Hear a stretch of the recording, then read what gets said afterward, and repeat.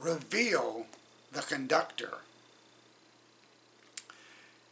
Now, therefore, you are no longer strangers and foreigners, but fellow citizens with the saints, and members of the household of God, having been built on the foundation of the apostles and prophets, Jesus Christ himself being the chief cornerstone, in whom the whole building being fitted together grows into a holy temple in the Lord, in whom you are also being built together for a dwelling place of God in the Spirit.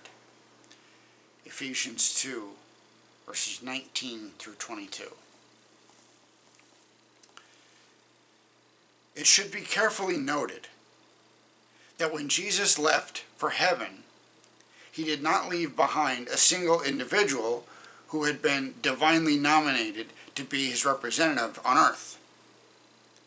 Instead, he left 12 disciples. Judas was replaced. Who would form the earliest nucleus of the Christian church, the entity through which Jesus would continue to be present on earth. Led by the Spirit and made up of diverse individuals, the combined presence of Christians on earth would make Jesus visible to the world. No one person alone can truly represent Jesus to the world, because none of us possess every one of his attributes. But Paul points out the church becomes the dwelling place of God when we work in harmony with each other. Millions of believers serving together can better represent the infinite character of God than any one individual can. When we choose to work alone, it is far too easy for our efforts to take on the flavor of our own personality.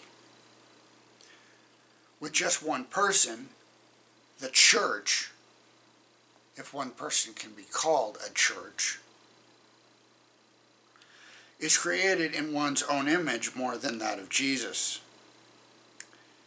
It more easily reveals self to the world than it does the majestic person of Christ. That is not to say there are no Christ-like individuals in the world. I have met many who reflect the character of Jesus beautifully. But the efforts of a single individual will never be as broad a portrayal of Jesus as the labors of many people combining their God-given talents and influence. It is not unlike the difference between a soloist and a full orchestra. A soloist can produce astonishingly beautiful music, and fans will quickly learn to identify the unique sound. The music has been flavored by the soloist's personality. If it's an original composition, I suppose. But if it's an established work, you're just performing someone else's piece.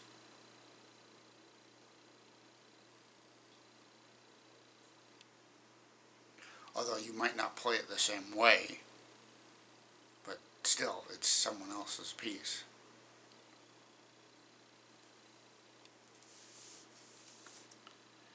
But a full orchestra is different.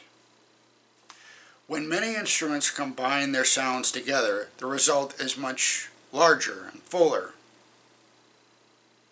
It reveals the character of the conductor rather than any one player or singer.